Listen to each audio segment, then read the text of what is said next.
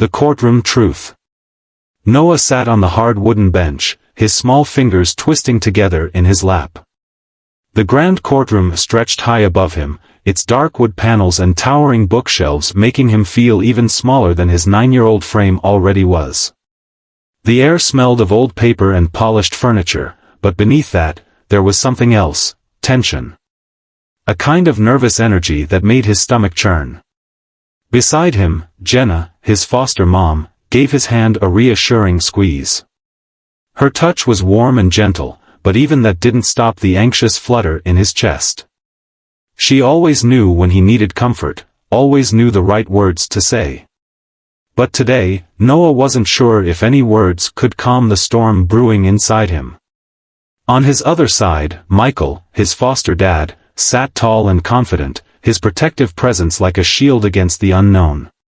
He gave Noah a small wink, the same way he always did before a big moment, like when Noah learned to ride a bike or when he had to stand up to a school bully. But this wasn't a scraped knee or a schoolyard scuffle. This was something much bigger. Today was the day Noah was supposed to get his forever family. The judge entered the room, his long black robe sweeping behind him as he took his seat at the grand wooden bench. "All rise," the bailiff's voice boomed. Noah scrambled to his feet, his legs wobbly like jelly. He heard the rustling of papers, the shifting of chairs, but all of it faded as his heart pounded so loudly he swore the whole room could hear it. This was it. This was the moment where his life could change forever. Judge Harrison adjusted his glasses and peered down at the small boy standing before him. He had seen hundreds of cases, signed thousands of adoption papers, but something about this child's eyes, wide, deep, and filled with a storm of emotions, made him pause. He cleared his throat. "Noah Williams, do you understand why we are here today?" Noah nodded, but his voice was caught somewhere in his throat. He knew what today was. It was the day he would finally have a last name that matched Jenna and Michael's. The day he wouldn't have to pack a small suitcase every time a social worker came to check on him. The day he would belong. Yet, something deep inside him twisted painfully. Judge Harrison continued. "Your foster parents, Jenna and Michael Carter, have petitioned to adopt you as their legal son. Do you wish for them to become your forever family?" Noah felt every eye in the room on him. His hands turned clammy, his chest tightened. This was the moment he was supposed to say yes. This was what he had been waiting for, dreaming of. But something inside him screamed no. Not because he didn't love Jenna and Michael, he did, more than anything. But because there was a truth no one in this courtroom knew. A truth that had been haunting Noah for weeks. He swallowed hard and turned his gaze toward Jenna. Her smile was soft and full of love, but there was also worry in her eyes. Michael's jaw was set firm, waiting for Noah's answer. The lawyer coughed gently, prompting him to speak. "Noah?" Judge Harrison asked again, his voice kind but firm. Noah licked his lips and looked down at his sneakers. His voice was barely above a whisper when he said, "I can't." A murmur spread across the room. Jenna's fingers tensed around his. Michael shifted beside him. Judge Harrison leaned forward. "I'm sorry, Noah, can you repeat that?" Noah forced himself to look up. His heart pounded harder than ever, but he took a shaky breath. I can't let them adopt me." Gasps erupted from the gallery. Jenna's grip on his hand loosened as if she had been struck. Michael straightened, confusion flashing across his face. Judge Harrison glanced at the attorney, then back at Noah. "Son, do you understand what you're saying? This is a permanent decision." Tears welled in Jenna's eyes. "Noah, sweetheart, what's wrong?" Her voice trembled. Michael frowned. "Is this about your birth parents?" "Noah, we've talked about this. We love you, and we would never try to replace them. We just want to give you a home." Noah shook his head quickly. "It's not about that. Then what is it? Judge Harrison pressed, his tone more serious now. Noah felt his throat tighten. He wanted to run, to disappear. But he had to say it. Taking a deep, shaky breath, he looked up at the judge and said words that would shatter the illusion of the perfect family they had all believed in. Jenna and Michael aren't who they say they are. The courtroom went completely silent. Judge Harrison's brow furrowed. What do you mean, Noah? Jenna's breath hitched. Noah, what are you talking about? Noah clenched his fists in his lap, forcing himself to stay strong.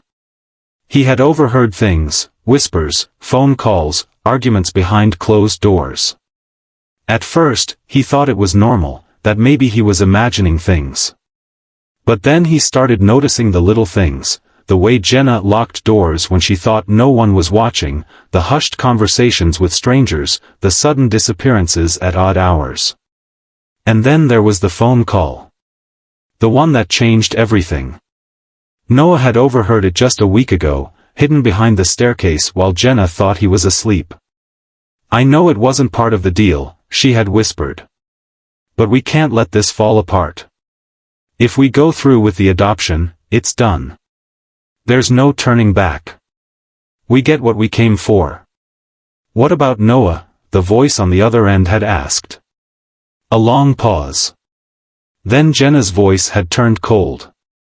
He won't know the difference. Noah's stomach twisted again just thinking about it. He didn't know what the words meant exactly, but he knew one thing, they weren't adopting him out of love. They were doing it for something else. Now, as he sat in the courtroom, all eyes on him, he felt like he was standing at the edge of a cliff.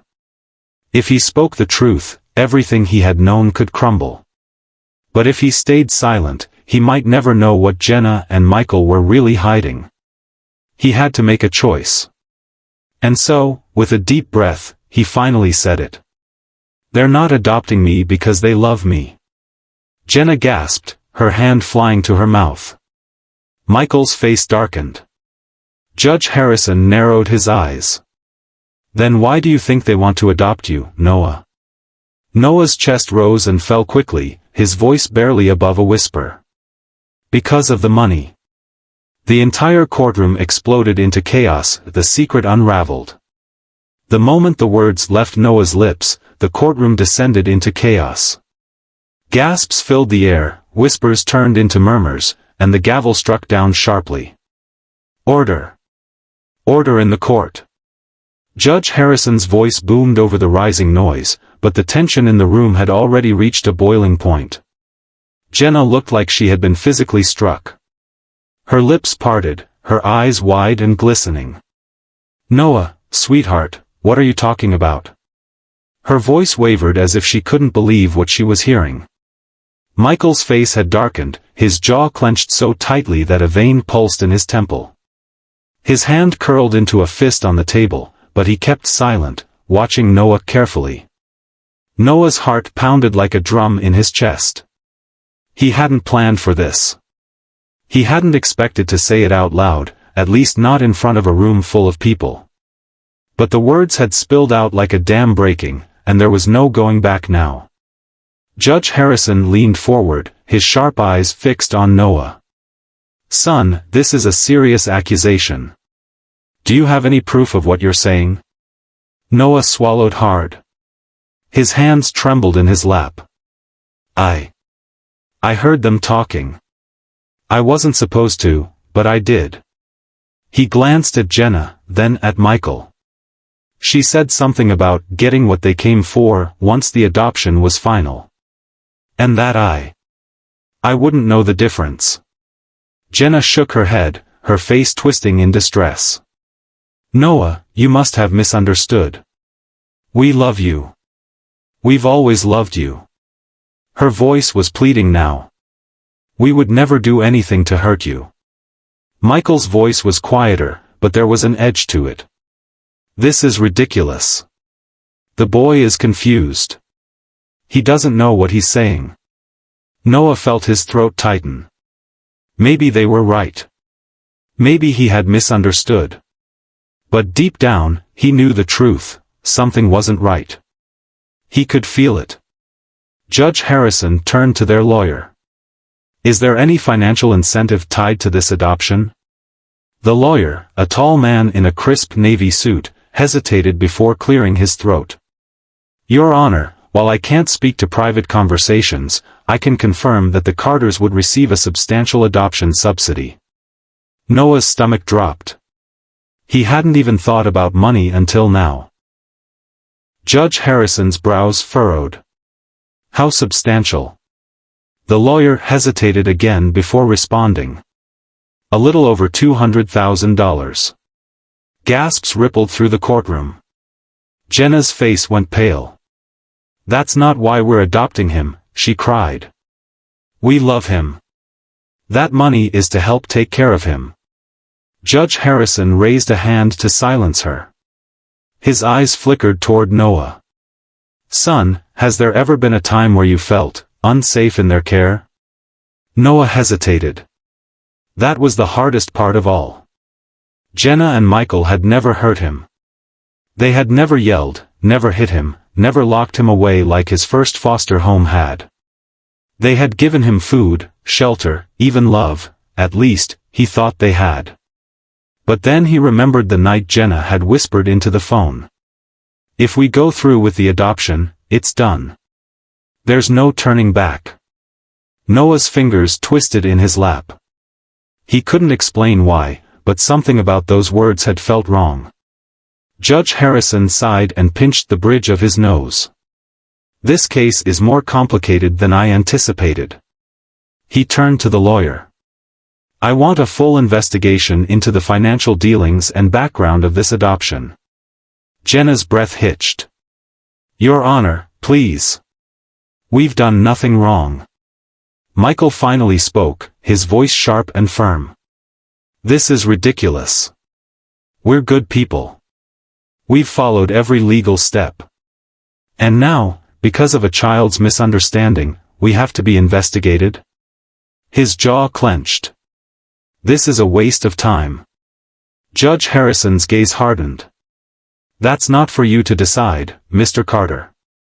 Michael's eyes flashed with something Noah couldn't quite place. It wasn't anger, exactly.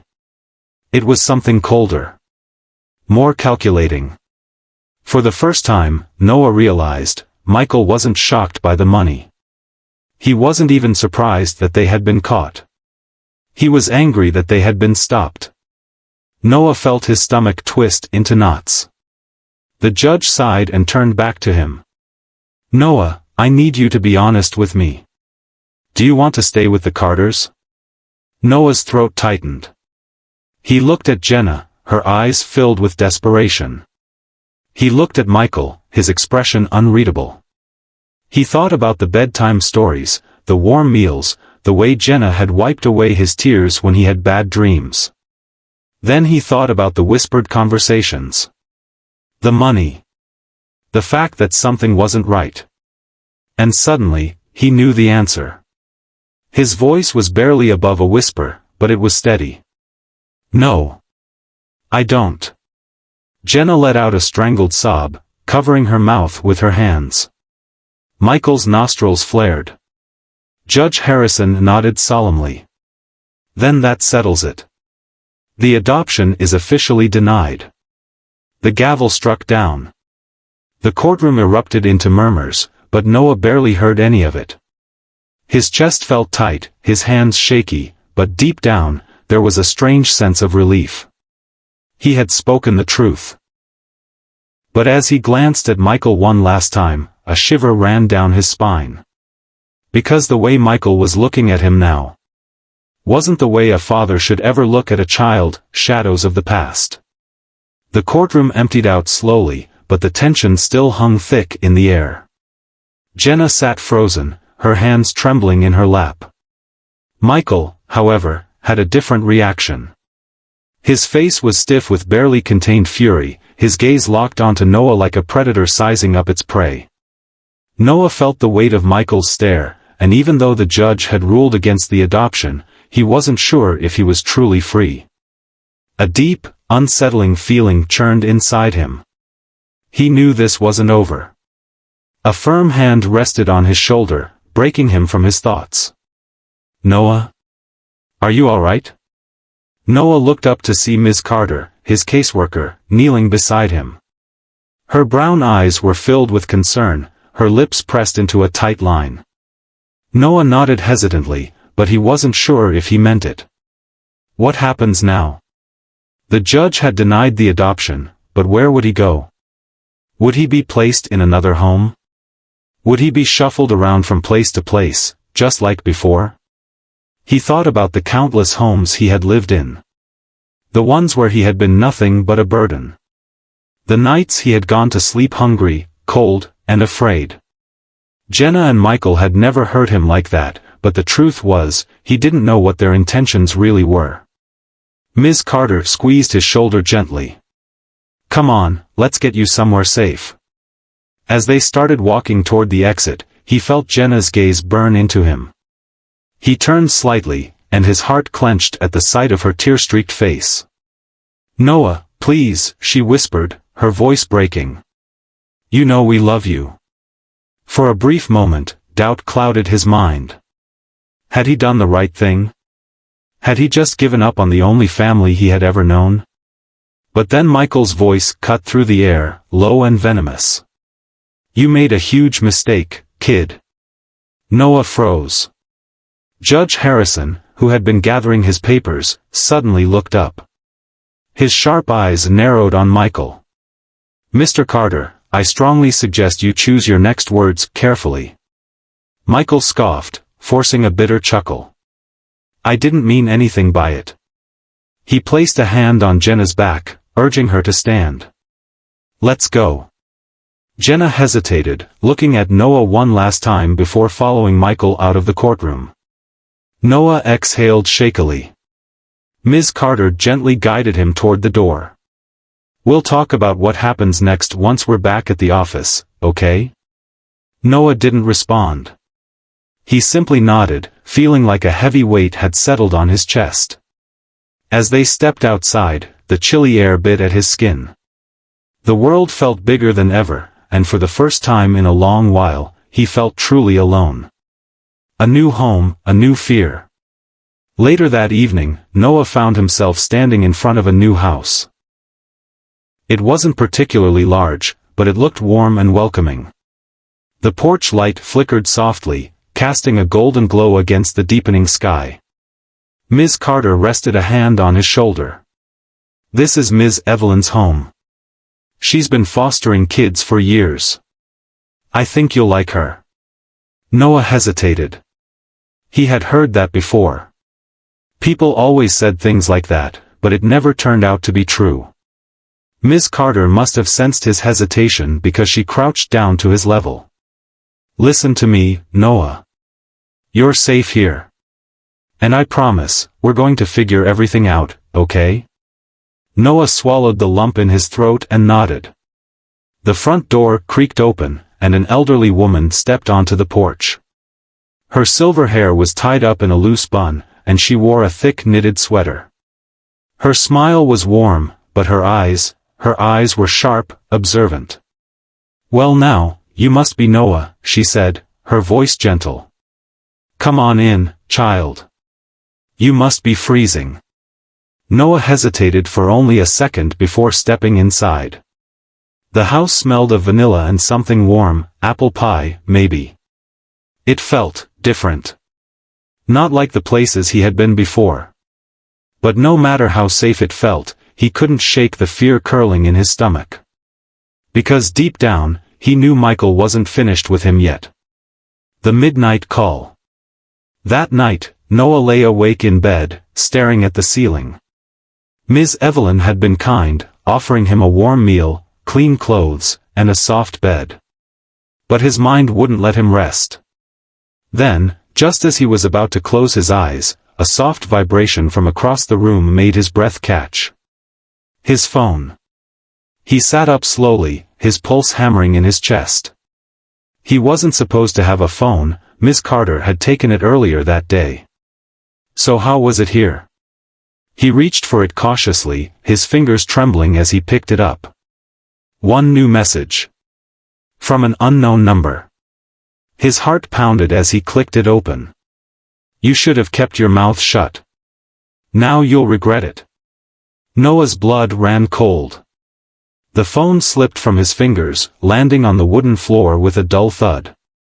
His breath came in short, shallow gasps. He wanted to believe it was a prank. That it wasn't really him. But he knew better. Michael had found him. And this time, there was no telling what he would do next. Nowhere left to hide. The phone screen flickered, casting eerie blue light against the darkness of Noah's room. His pulse pounded so loudly in his ears that for a moment, he thought it might drown out everything else. He stared at the message again. You should have kept your mouth shut. Now you'll regret it. Michael. It had to be him. No one else had a reason to send something like this. No one else had that same cold, calculated way of making a simple sentence feel like a death sentence. Noah's breath hitched as he scrambled off the bed, his bare feet pressing against the cool wooden floor. He grabbed the phone with trembling fingers, his mind racing. How did he get this number? Ms. Carter had taken his old phone before they left the courthouse. She had promised him that a new phone would come once his placement was finalized. So where had this one come from? His fingers hovered over the keyboard. He wanted to type something back. Who are you? How did you get this number? But deep down, he already knew the answer. A new vibration shook the device. Another message appeared. You think a judge can save you? You think some old woman can protect you? You're still mine, Noah. A cold sweat broke out along his back. His mouth went dry. Mine. He had heard that word before, whispered in the dead of night, hissed into his ear when he had dared to push back. Noah sucked in a shaky breath, forcing himself to think. He needed to tell someone. Now. His heart hammered as he pushed back the blankets and slipped toward the door. He turned the knob carefully, trying to avoid the telltale creak of old wood. The hallway stretched before him, dimly lit by the golden glow of a lamp in the living room. Ms. Evelyn. He needed to wake her up. But as he took a step forward, a sound froze him in place. A single creak from downstairs.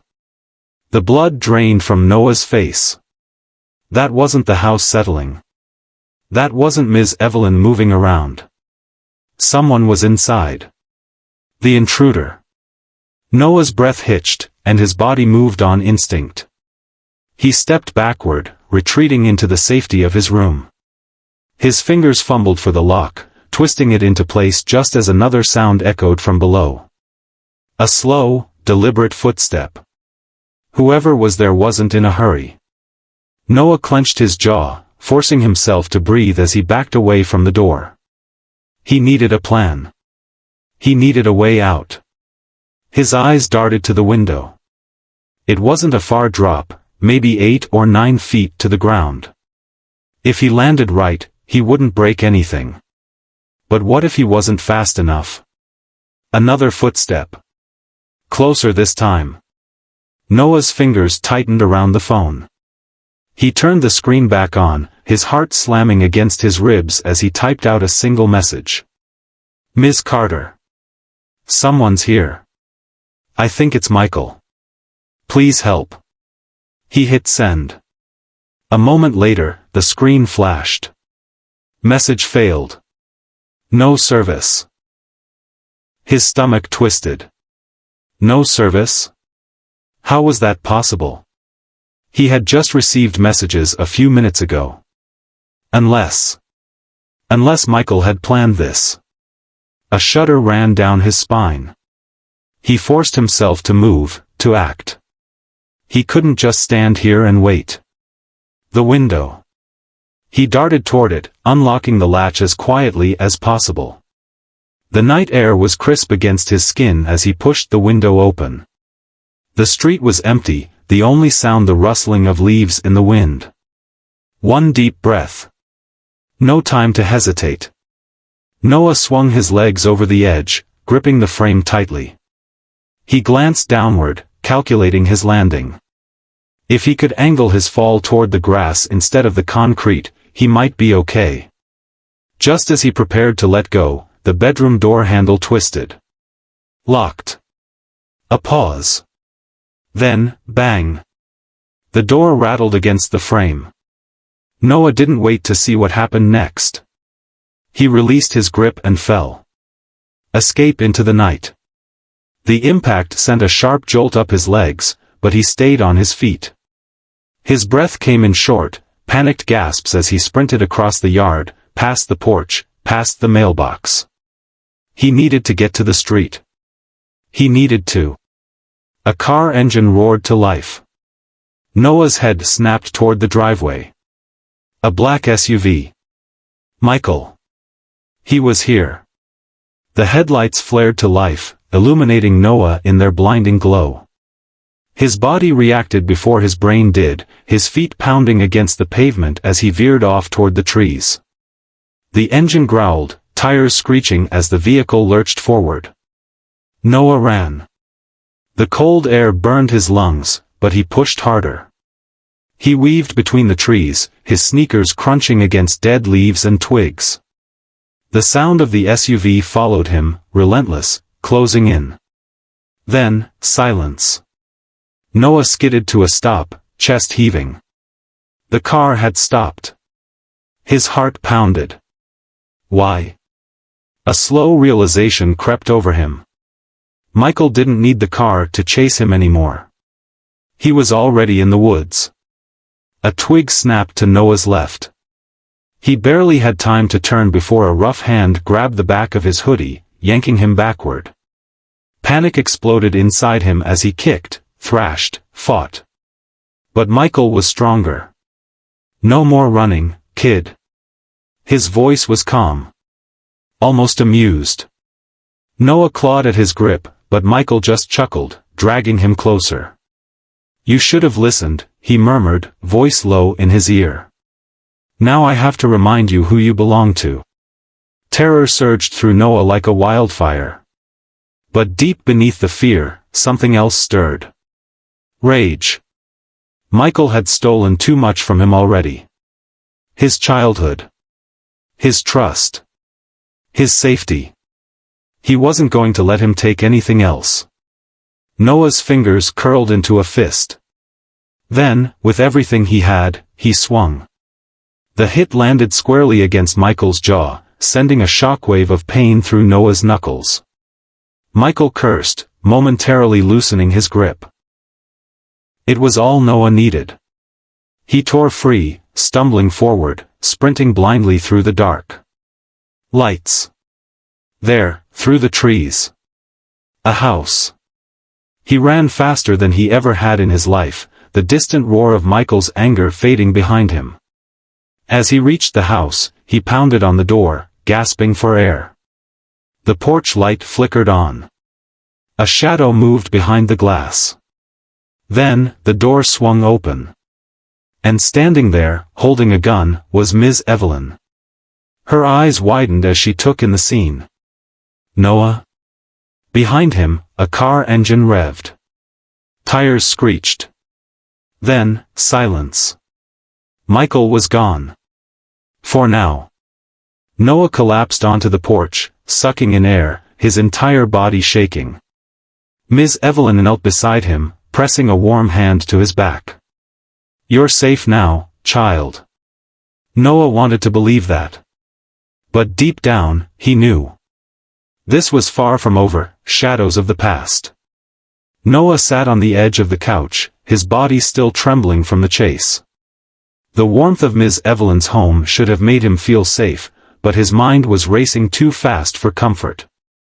His knuckles throbbed from the punch he had thrown at Michael, and his lungs still burned from the sprint through the woods.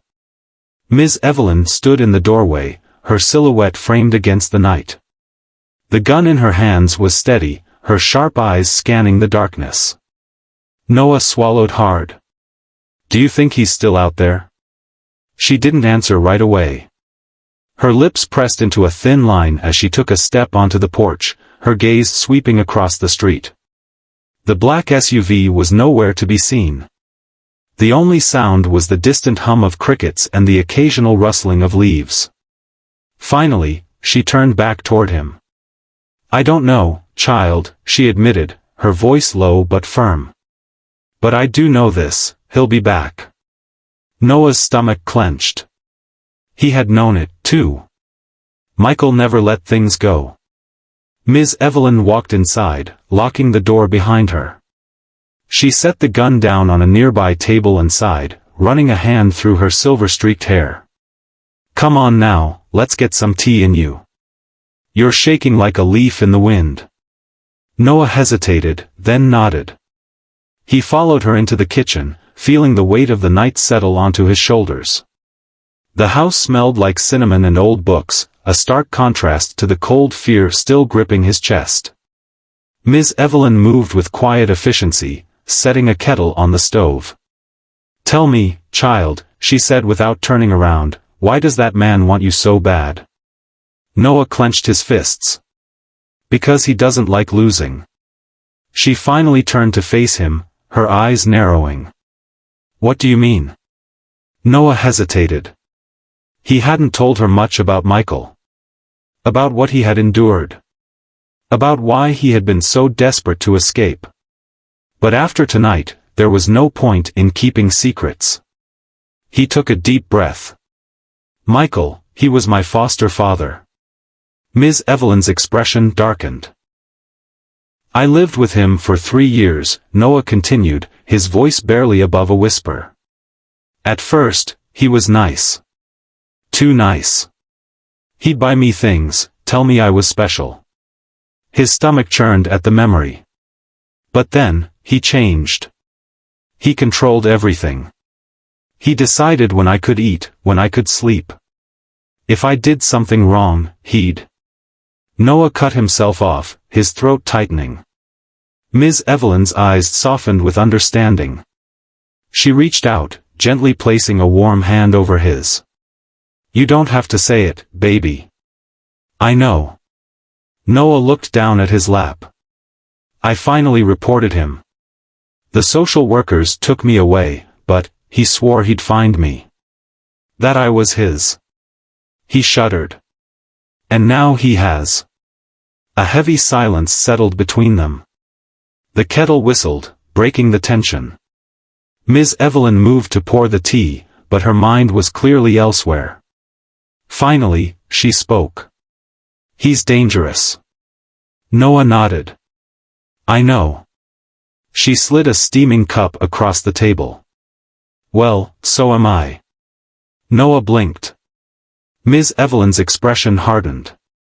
"Ain't no man like that coming into my house thinking he can take what ain't his.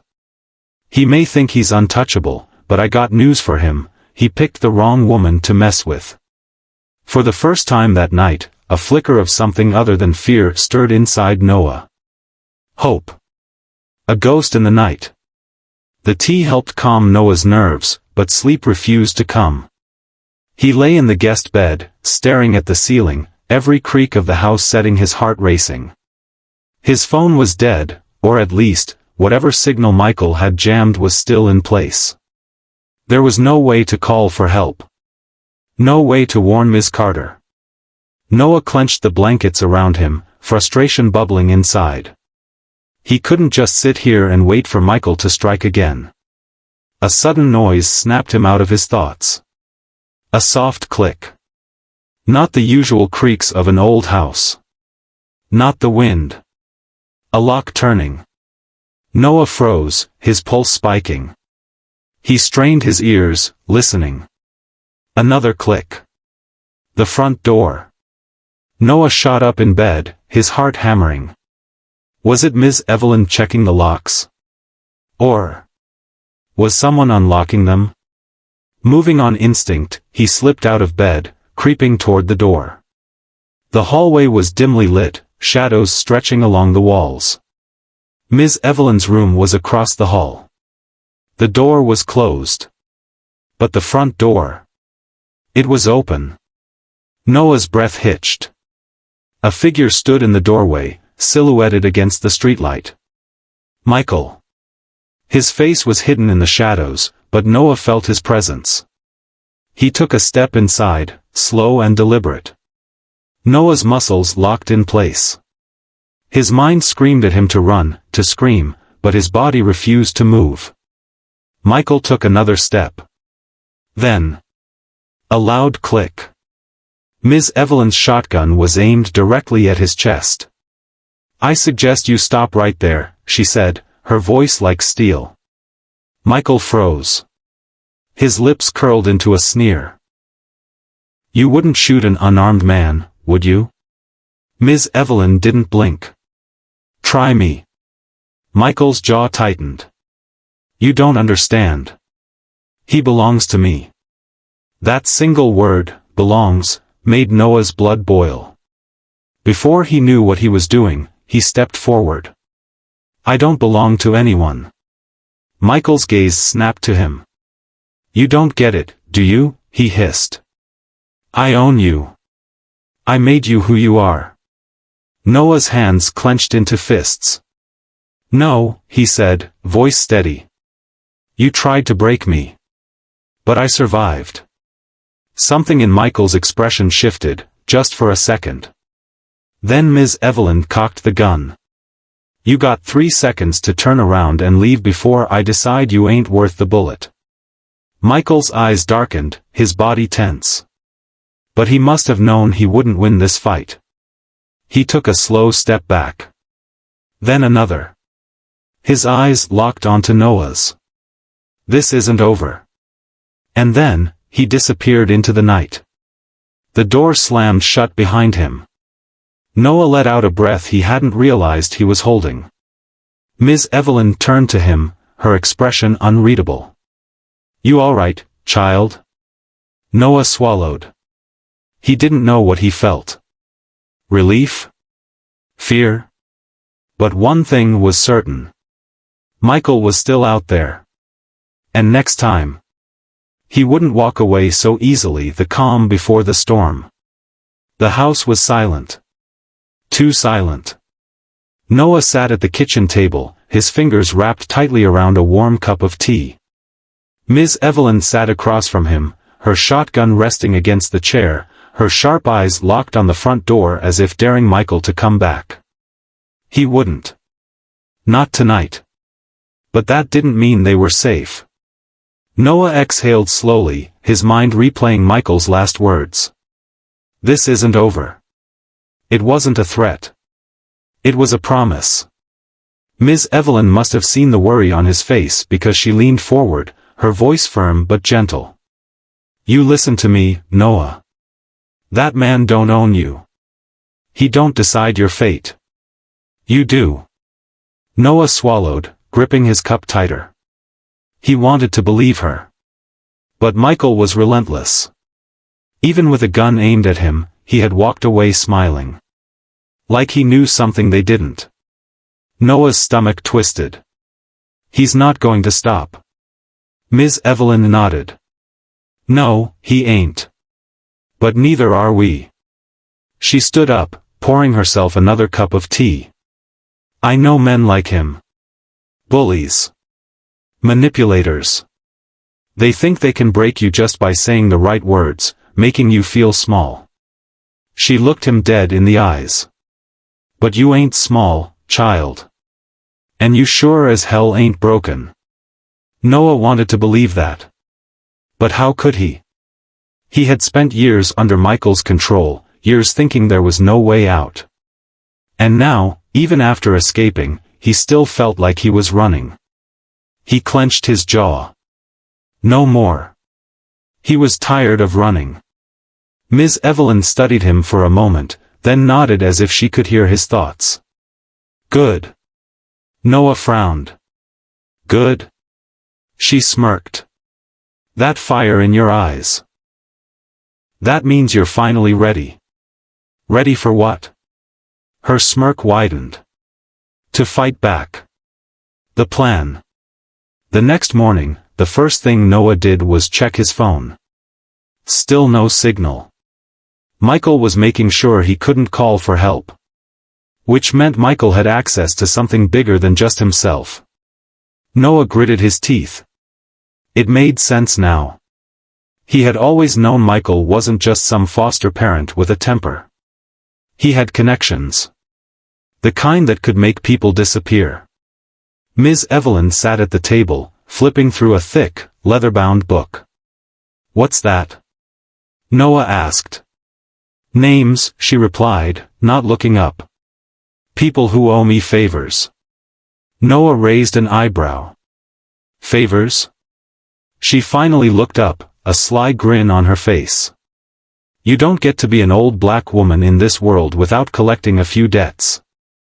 Noah wasn't sure if he wanted to know what that meant. She closed the book and tapped a name with her finger. "This one. He'll know what to do." Noah leaned forward, reading the name. "James Calloway." "Who is he?" "An old friend," Ms. Evelyn said vaguely. "And someone Michael don't want to mess with." That caught Noah's attention. "What do you mean?" Ms. Evelyn's smile faded. "Michael ain't just after you for revenge, child. He's after you 'cause he thinks he still owns you. That's how men like him work. They don't accept losing. And if he's got enough power to shut down your phone, then he's got people helping him." Noah's stomach tightened. He hadn't even thought about that. Michael had always been connected. He knew the right people, had the right money. If he was using those connections now, then this was bigger than just a personal vendetta. Ms. Evelyn pushed the book toward Noah. "That's why we need Calloway. He's got power, too. The kind Michael can't buy." Noah hesitated. "What kind of power?" Ms. Evelyn smiled, but there was something dangerous in it. "The kind that makes people like Michael disappear." Noah's breath caught in his throat. Was that what this was coming to? Did he want that? He had spent so much of his life just trying to survive. Running, hiding, escaping. But now he had a choice. Fight back, or keep running. Noah closed his eyes for a moment. Then, he looked up at Ms. Evelyn. "I want to meet him." Ms. Evelyn nodded, already reaching for the phone. The meeting. The drive to James Calloway's place was long and quiet. Noah kept his head down, his hood up, constantly checking the mirrors to make sure they weren't being followed. Ms. Evelyn drove like she had done this before, never taking the same route twice, never stopping too long at red lights. By the time they arrived, Noah's nerves were shot. Calloway's house was nothing like he expected. It wasn't some rundown hideout or a mansion filled with security guards. It was normal. A quiet, modest house in a suburban neighborhood. A mess. Evelyn parked the car and turned to Noah. "Listen to me, child. Calloway ain't like me. He don't waste time with words. He sees a problem, he solves it. So you best know what you're asking for before we step inside." Noah swallowed. "And what am I asking for?" Ms. Evelyn gave him a long look. "Justice." Noah wasn't sure if that was the right word. But he got out of the car anyway. Ms. Evelyn knocked twice on the door. A few seconds passed before it opened. The man who stood on the other side was tall, broad-shouldered, and completely unreadable. He wore a simple button-up shirt and slacks, but there was something about the way he stood, calm, steady, that told Noah this was not a man to mess with. Calloway's sharp eyes landed on Ms. Evelyn. "Evelyn." "James." His gaze shifted to Noah. "This the boy?" Noah lifted his chin. "My name's Noah." Calloway studied him for a moment, then stepped aside. "Come in." They walked inside, and the door shut behind them. Noah had the strangest feeling that once he crossed that threshold, there was no going back. And he was right. Because what Calloway said next changed everything. "You're not the only one Michael's after," he said, sitting down across from them. There's more. A lot more. Noah's blood ran cold. Michael's running something bigger than just you, kid, Calloway continued, his expression grim. And if we don't stop him now. He let the words hang in the air. Noah didn't need to hear the rest. He already knew. Michael wasn't just coming for him. He was coming for others. And this time, Noah wasn't just fighting for himself. He was fighting for all of them.